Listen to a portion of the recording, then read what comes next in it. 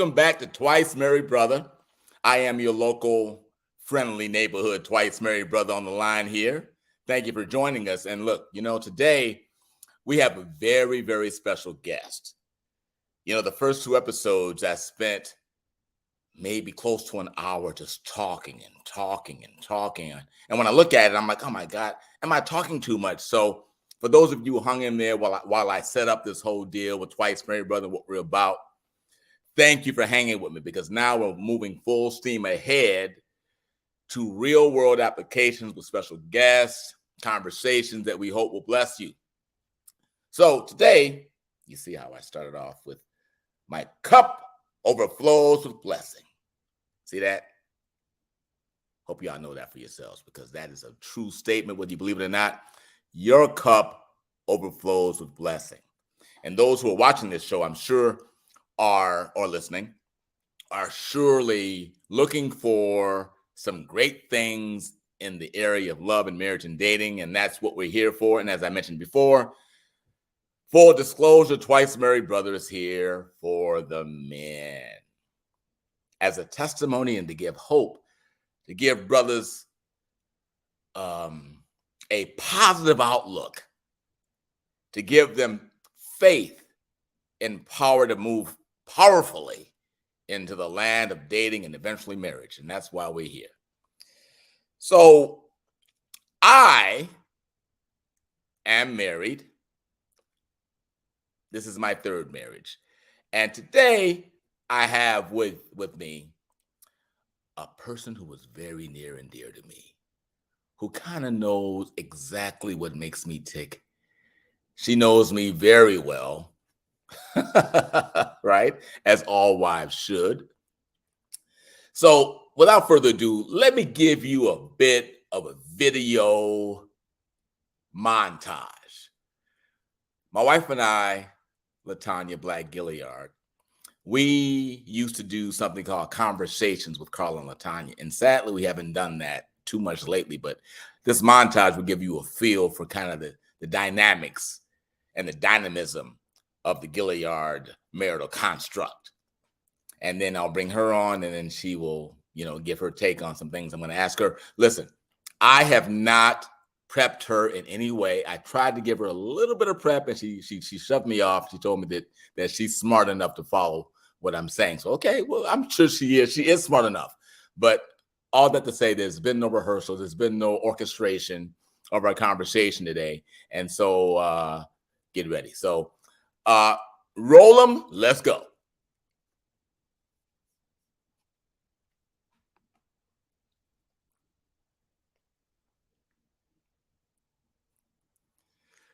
Well, all right then. Now you've seen kind of the zany, the serious, the love, the tat-a-tat, what we do and how much we are really, really in the tank for successful marriage, whether it's going well, weathering the storms, and living in the high points. That's what we're about. And I've talked a lot about purpose on this show. So I wanted to bring my wife on to give her perspective, so you don't think I'm just talking, making this all up. So without further ado, let's bring on my much better half, much better looking, beautiful wife, LaTanya Black Gilliard. Where you at? Hello. Where you at, honey? What do you mean, where am I at? Where are you? I'm at home. Oh, yeah, you're upstairs. I recognize that. I'm joking. I'm trying to, So, honey, I wanted to have you on today because, as you know, I have been talking very heavily about purpose. I did the whole Jerry Maguire thing, which you were very aware of. You're probably sick of me talking about the Jerry Maguire tie-in, right? I know how you're into Jerry Maguire, yes. Yeah, but I am into Jerry Maguire, but obviously into the whole idea of how the film just ties in so perfectly, this idea of purpose-centered, purpose-driven marriage and relationships. So, and you've heard me talk about this before, and this is kind of a general question I'm going to ask you, but what in your thinking is purpose-driven relationship in terms of how do you see that? Purpose-driven relationships Yeah, or like us. Like, what do you marriage? when I talk about it, I mean, what's your take on it? You've heard me talk about it many times, but what's your take? Is that like putting you on the spot? Uh, no, I mean, purpose-driven. Sometimes I think purpose-driven is just overused and people don't even know what it means. Yes. And it sounds good, you know. I Hmm. want to know what my purpose is. I want to know what I'm supposed to be or doing or whatever. So to me, when you're with somebody else, to me, it just means a team. I mean, you work together as a team. You're not Hmm. competing against each other. You're not fighting against each other. You're together for a purpose to get something done. Hmm. Because you and I both know marriage is about a lot more than this love. Hmm. And you've got to be doing something together, or it's like, what are you doing? You know, you could have just been boyfriend and girlfriend if you wanted to, just live your own individual separate lives Yes. to the point where you don't even connect or, have a common thread. Indeed, indeed. So, okay, let me be more specific in a way that I think you can relate to. So, oftentimes I've talked about um, women buying into the man's purpose, and sometimes when I talk about that, I get a bit of pushback because it sounds like I'm saying that women have to give up what they're called to do. So, how do you respond to that? Give up what you're called to No, do? yeah, but I mean, sometimes women say that because I'm saying that a woman should buy into the man's purpose first, that it means that her desire, why she's what she's here to do, is now put on the back burner or it's eliminated. So is that true in your mind? Is that how we live our lives?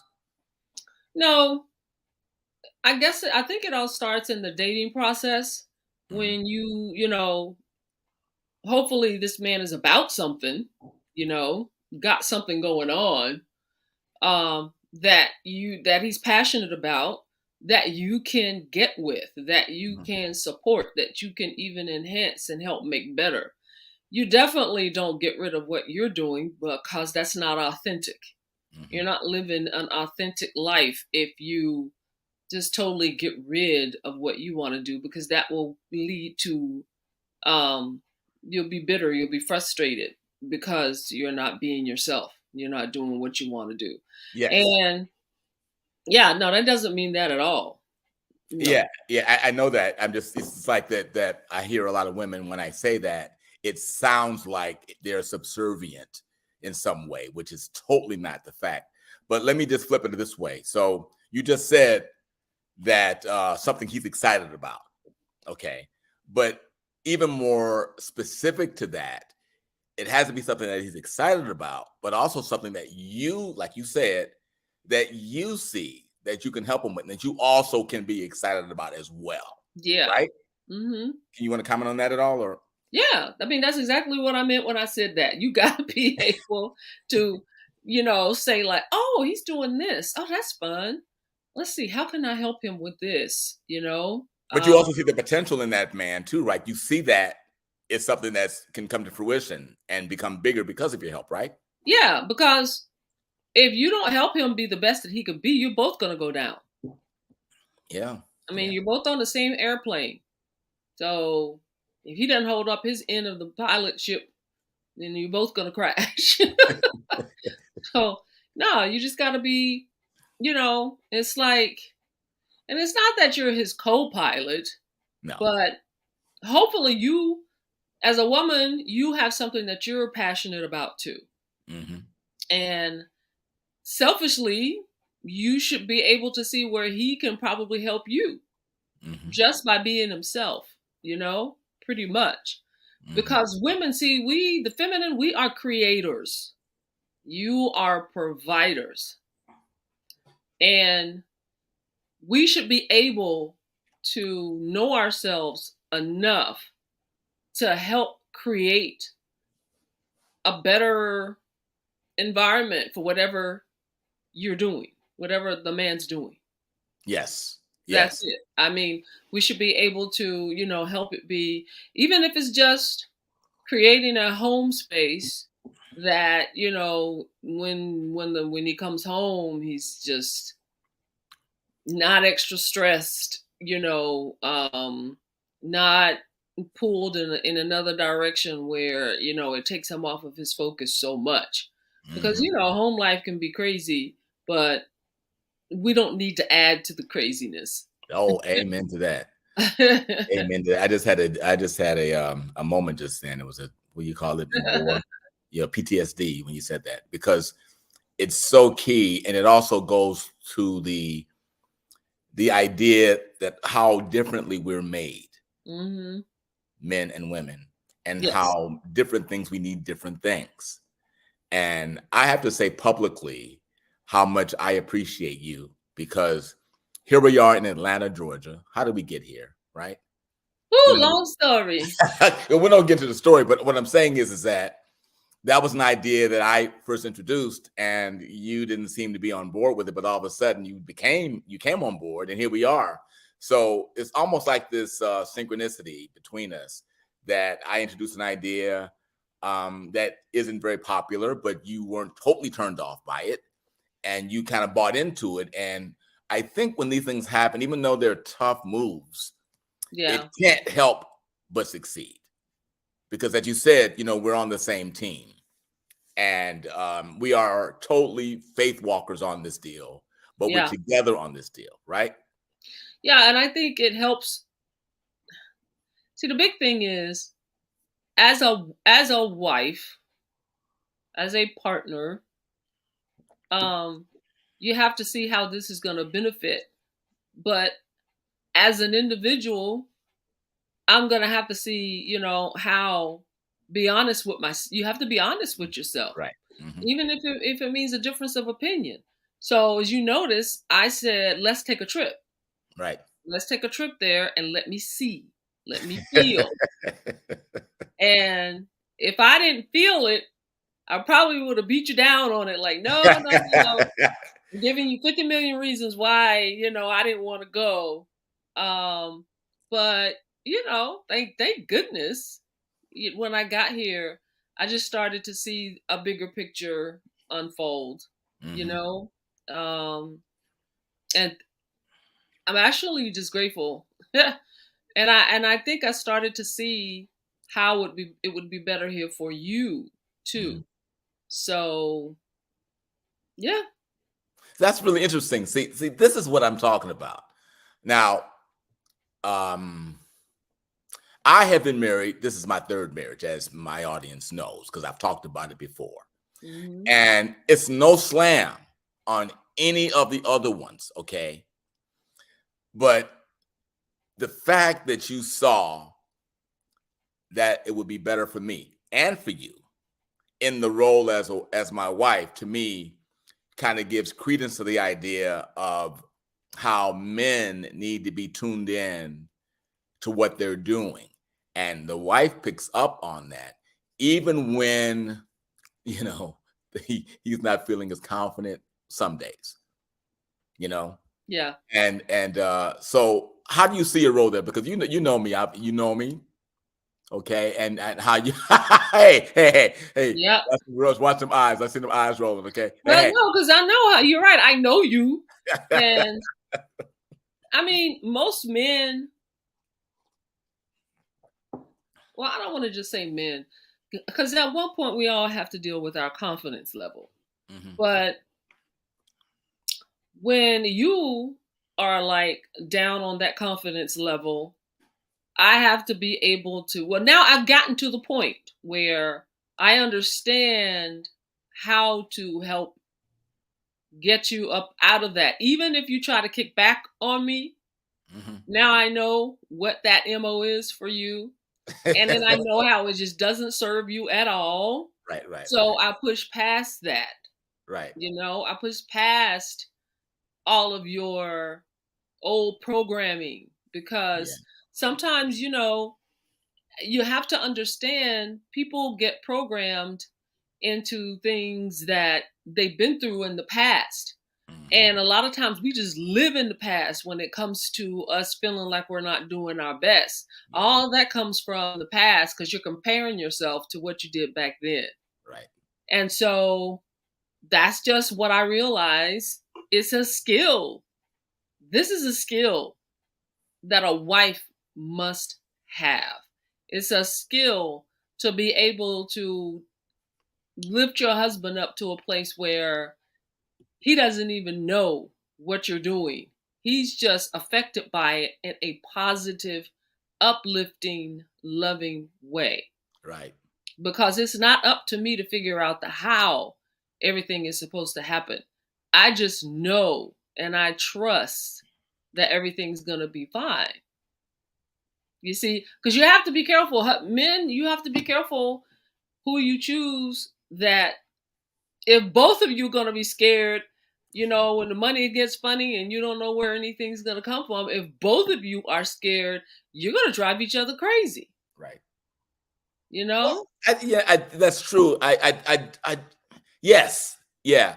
But the thing about it though is that, look, you were watching the Ebony K. Williams, Ayanla. I can never say her name. Ayanla Van Zandt. Ayanla. Oh, don't Yeah, even I just said it. And I think, in fairness to Ebony, okay, she was voicing kind of you got to show me what you're doing first before I buy in, which is not entirely incorrect, okay? But it has to be in balance. But I just find, like you just said something right now, when the money gets funny. There are women, there are women who, when the money gets funny, they get funny and put you on a time watch. And if it doesn't get better, then they out. Or they lose respect for you, which respect for us is everything. But yet you just said, when the money gets funny, you have to find a way to your attitude about it, to me, is a more appropriate wife trait. But even bigger than that, it goes to your suitability to me, which is how I've been trying to lay out this case for purpose.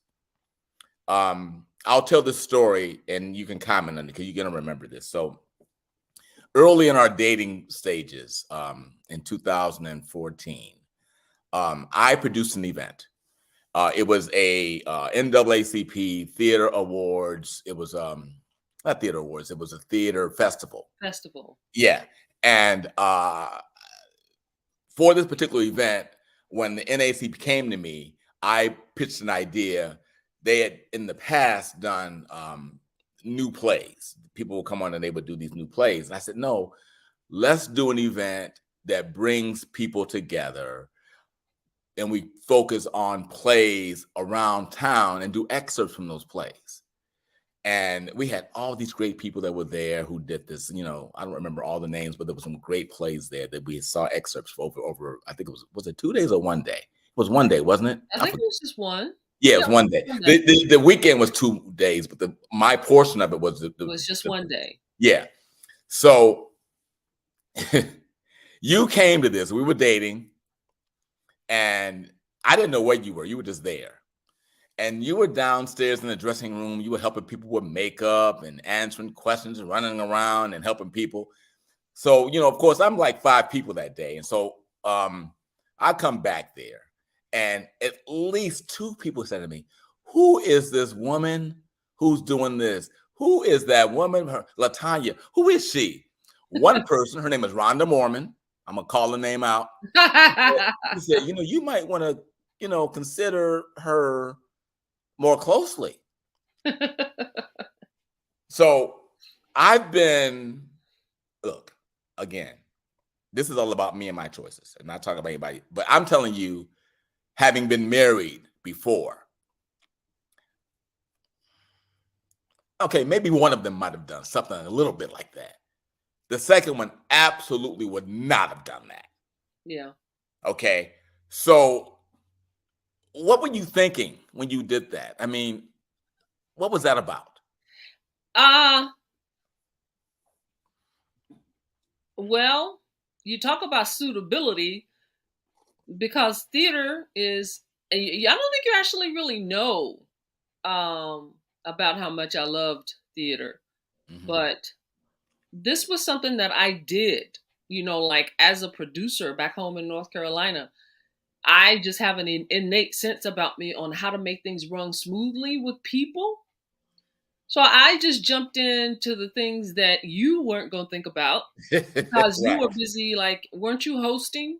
I did. I was hosting and I was just doing stuff, just and like putting fires out in the area of like order of show, and people had questions about where they needed to be. And I did have some help. There was some other like intern, but I was doing Right. more production stuff for the show itself. So yeah, and then there's always a need backstage, Hmm. because if everything's topsy turvy backstage, your front stage is going to be horrible. Yeah, You yeah, know, um, people are going to be all discombobulated. Backstage, I know people need to know where the bathroom is. Do we have refreshments? Can I have some water? Um, I might need some help. I need to get a message to somebody. Stuff right, like that. right. That is what I was taking care of. And that's where I knew I could just fit in as just being um just like a floating concierge almost. Right, right, right, right, right. So whenever I saw a need, I just filled it. Okay, That's it. okay, that's great.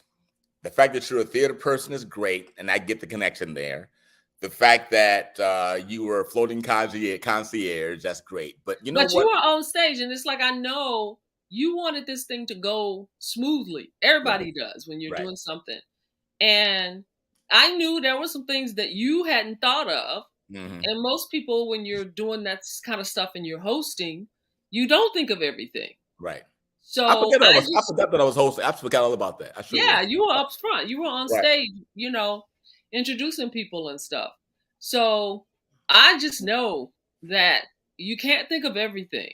right. So I was right there, and in order to make you look good and make the people happy, so They when were they very come on happy too. They had a stage, great day. It was a great day. they, Yeah. when they come on stage, they'll be at their best, not frazzled and frustrated because they didn't get simple things like water or, something to snack on or somebody to let me know when I go on, who's on stage now, stuff Right. like that.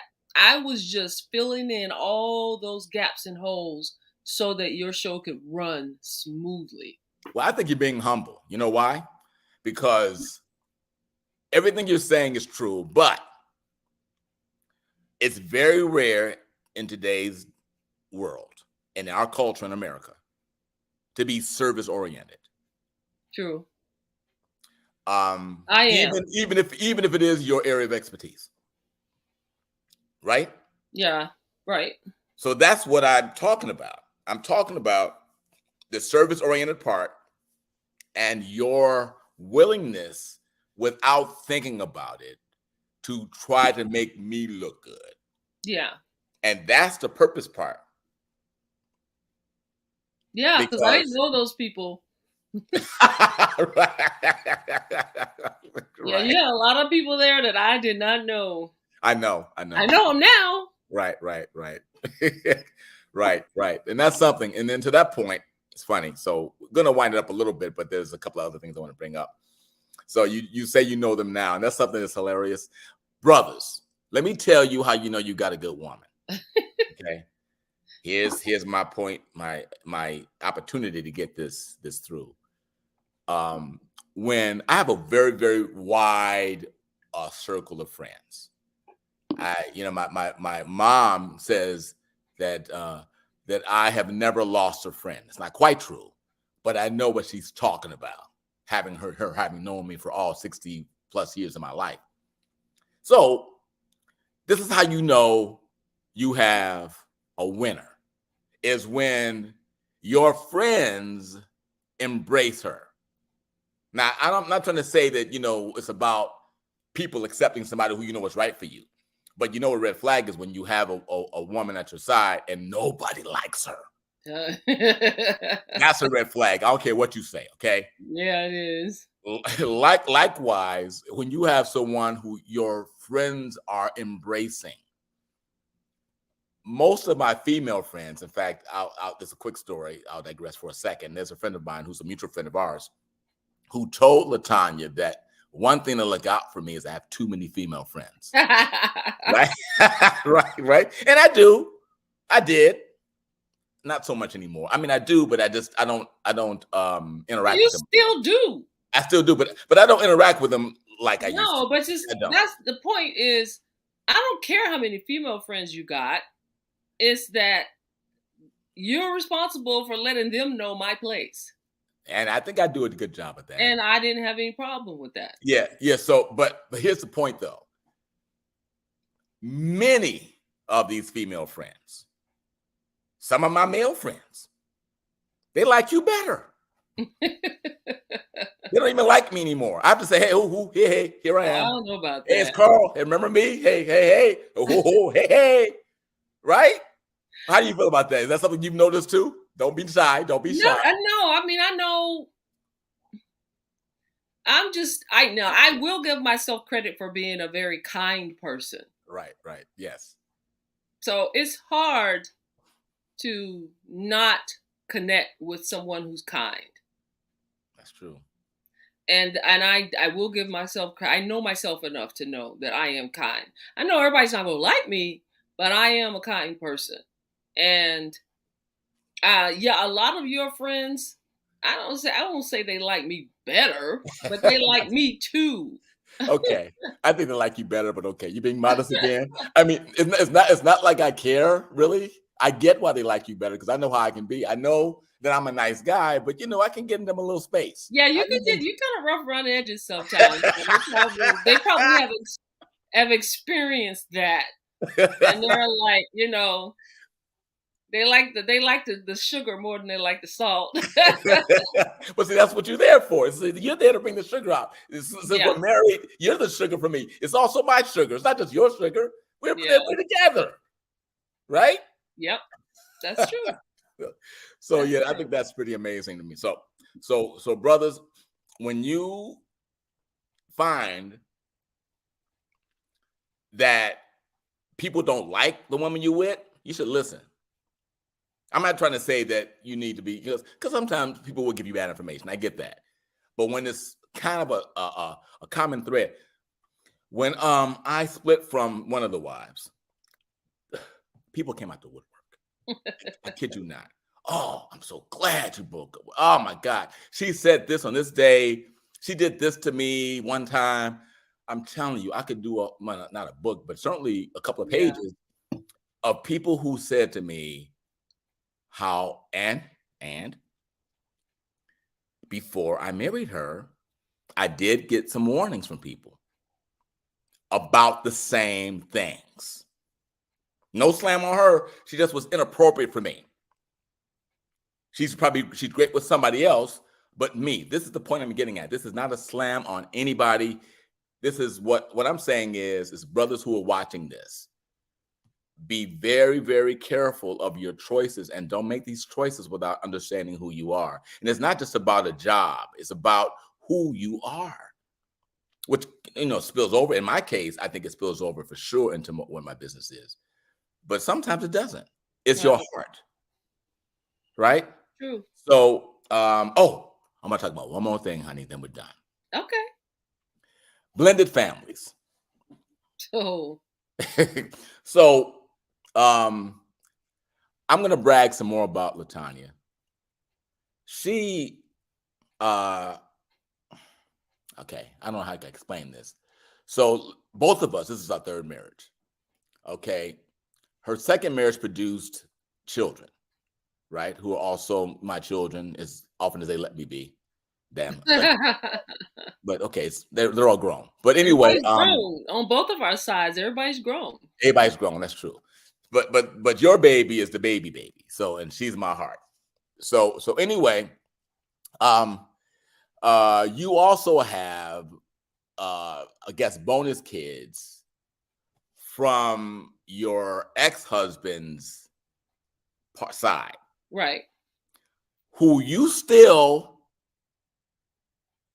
our grandmother too, and still treat us family. So I want you to Yes. comment a bit about that. You know what I'm saying? Your Yeah. whole take on that, because you're no longer with that person, right? You're Right. with me, but you still have a strong connection. So tell me about that. I mean, it's just a love relationship. Um, when before I got into that relationship, I knew what I was getting into and I knew who those kids were. And I had to make a choice, you know, on or as to accepting them or not. And I did. So, I mean, there was a little bit of drama with one's, mother, Right, but we were able to kind of smooth that out as the child got older, right. and spent more time with us and everything. That became not an issue anymore. But I mean, I just treated the children like they were my own. And then when I had my own, they were all loving siblings. And I do realize you got to you have to create a loving home in order for that to happen. Yeah, Because when we had my biological two children, they loved their brother and sister. Their half brother and sister, but that word never entered into our home. right, right. So, yeah, I mean, we created a family, and I know now. I will give myself credit. I know I had a lot to do with that. I know you did. That's Yeah, the reason I'm bringing it up. I'm gonna say something when you get done, but keep going. I had a whole lot to do with that Hmm. because as a mother, as the soft spot in the home, you know, you have to be there for the kids. And, you know, I mean, in some cases, as they got older and I was no longer with him, they would still look to me for the same kind of love and advice and stuff that I would always give. And that never changed. So the thing was, it's like I was really being who I was, Right. and that never changed. So as they got older, just because we weren't together anymore, that never changed. But they were able to feel that love. So that's why we're still, you know, family. Well, again, that's everything you're saying is obviously true, and Yeah. it's a testimony though to your heart, as in my view, because I'm gonna make a general statement that you may push me back on. I've said it before. We'll see how it goes. So I don't think men are real good necessarily at being the soft spot, but No. I do think that men, in generally speaking, do a better job of accepting other people's kids. And well, I'm just speaking just off the top of my head because it's really, it doesn't really have an impact on anything because what's done is done. I wish I could have married you when my kids were small. It was not been married because it, by and large, kids don't do well, by and large, with you marrying someone other than their mother or father. In your case, I know there's some situations there, but I know that in my case, my kids were, very close to their mother, as most kids are. Right. And when I got married again, it was a tough transition for them. So it would have needed to have someone with your heart that could have been able to help them make that transition. If you're going to get married, brothers, this is the point I'm making, and you have children, first of all, I would tread very, very lightly on that. I mean, there's an argument that can be made that you should maybe wait until the kids are adults. I think that that's preferable than to do it when you have someone who really doesn't have the ability to accept your children. I mean, as a whole. So you said earlier, you said that there's, you said somebody, it was all about love. I'm paraphrasing, because that love extends beyond the ending of your marriage. Mm-hmm. Correct? Yeah. Yes. And so, yeah, so that's what I'm saying to the brothers, because see, and I'm opining a bit. I'm getting on my bit of a soapbox, but the reason why men do it better isn't that men are naturally built to do that. I just think that men estimate what they're getting into, which I think you're saying. So if a man is dating a woman who has 2 kids or whatever, a kid, 3 kids, whatever, he's looking at that package and saying, okay, if I marry the mother, this is a part of that package. Women generally, not everyone, okay, looks at the man, and they might not want to get involved with that man because he's got kids. But if they do, they're not looking at the fact he's got kids. They're looking at the way to get that man to take care of their children and to pull them away from his own children, which I don't like. In my case, for example, that's not her fault. That's my fault. We've talked about this, right? So last thing, if you want to comment on what I just said, I was on a little bit of a soapbox and we got to stop because we had about 30 some odd minutes. I got to put the other excerpt in. So what do you think about what I just said? Well, I mean, I agree. I mean, there are always some exceptions, Yes. but men have to actually be more careful when they're gonna have a choosing to get married to somebody who already has kids. Um, First of all, if let's say you have kids. Let's say the man has kids, Yes. okay? And the woman may or may not have kids, but a lot of times, I don't know. And it's like, how do you vet that? I don't know. Because if you have kids, you have got to take the time to see this potential wife Mm-hmm. in situations with the kids. And if your baby mama is in the picture, Right. you're gonna have to see how that works too. Because Mm-hmm. a lot Yeah. of times women don't want to marry men with kids because they don't want the baby mama drama. Because as women, we know how we are. Yes. And And that's legitimate. That's legitimate. because if a woman, we know that if a woman still wants you, oh, she's gonna create all kinds of havoc. She's gonna create all kinds of problems. And if she doesn't still want you, but she's bitter, that's even worse, you know? Right. Right. So, that woman's gonna do sometimes what she can to make things uncomfortable with you because it didn't work out with her, Right. Right. Right. you That's know? true. That's true. So, yeah. And then a man could have, if the baby's father is in the picture, you have to look out for that too. But sometimes it's a situation where the two men won't even see each other because sometimes the man's totally just not in the picture, you know? And these women are looking for somebody to help raise their child. That's why. Absolutely. That's kind of my point is that, Yeah. like I said earlier, and I don't think it's something that, at least I don't think it is because I don't like reading hearts that women are doing maliciously. It's more of an issue of survival for them. Yeah. In the case of helping them, they need to help to raise their children. They want them. They want you. They want a husband, but they also want that husband to fit into their world. Right. And so that is kind of what it is, and that's kind of what I know other guys, men who have fallen into this. Yeah. It's in my view, not to be a victim too much. I think that men who step into these situations it's a thankless job, especially Yeah. when the marriage goes left or something happens. It's a thankless job. But men are up to that. We're not used to getting a lot of credit per se. That's kind of the whole idea of Father's Day and Mother's Day, for example. You're not like Yeah. this, but Mother's Day can be a whole weekend. It could be, it could be a month, whatever. But Yeah. Father's Day, we know if we get some high karate and a tie and some burnt bacon and toast, that's it.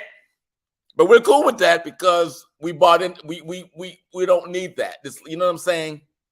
Well, no, I mean that's a whole different story. That's a Yeah, whole. but I'm That's saying there's another some one. analogy there. There's some analogy is what I'm saying there. Yeah. Yeah. I mean, because mothers are mothers. I mean, everybody has. If you're alive, you have a mother. Right. Right. Whether she's dead or alive, you have a mother. Right. And most of the time, I mean, there's some women who weren't up for the job, but most of the time, a mom is just a loving, caring, unconditionally caring mom. And Hmm. she's going to be there in your, from raising you to when you get old, if she's still around, if you're blessed to still have a parent around. Hmm. So, that's just the love of a mother. That's why Yes. Mother's Day is so much bigger than Father's Day. Right. Right. I mean, listen, I'm not saying that to, disparage it. I'm just pointing out, what it is and how Yeah. how But men as a yeah, rule men don't don't always tend get to. a fair Yeah. shake if they're in the picture. Right. Yeah. I'm You not know, complaining. I'm just pointing I've it out. seen no, but Yeah. I've seen it. I have seen it. Men don't always get a fair shake when it comes to um a blended family type of thing. Yeah. And Yeah. it's men are, especially black men. Black men are so important um to our world, to our society. And a lot of times, you know, if a woman is stuck doing a lot of this on her own, Hmm. then God bless the man that tries to fit into her world Yeah. because she's had to do so much. By yourself. Yeah, it's gonna now that I would advise a man to look into first. If a woman's been single for a while with a child, you sure better wait. You better take extra time to get to know that person, to see her mentality, to see her mindset, Hmm. because you may be the one who ends up suffering Yeah. because she's going to always choose that child first, and she's going to, feel like I've done this so much by myself, you know, I really don't need you. And you Hmm. have to see how she has that child feel about you too. Hmm. Right. Because if she doesn't make a smooth transition from, with you, adding you into her life with this child, then that child's going to be a nightmare. Yeah. A Yeah. nightmare. Yeah. Yeah. Yeah. Yeah. Yeah. So, okay. So that just about, well, it does end our talk. You're upstairs, so I'll be up in a second, honey. So, anyway, thank you for joining the Twice Married Brother podcast. Yes, Mr. Twice Married Brother. Yeah, but it's really 3 times, but I'm not changing the name. Sorry. People are misusing it. I call this episode Purpose Realized. It's kind of a testimony to what I've Yeah. been talking about. Now, coming soon, we're going to be doing some other things. Latanya will be coming back. My boy Daryl will be here, and we're going to shake it up. It will get a little controversial. So Yes. stay tuned in on what night are we on? This is on Sundays. Yes. All right. Thank you, Latanya Black Gilliard. Love You're you. welcome, honey. Love Bye. you. Bye Bye. bye.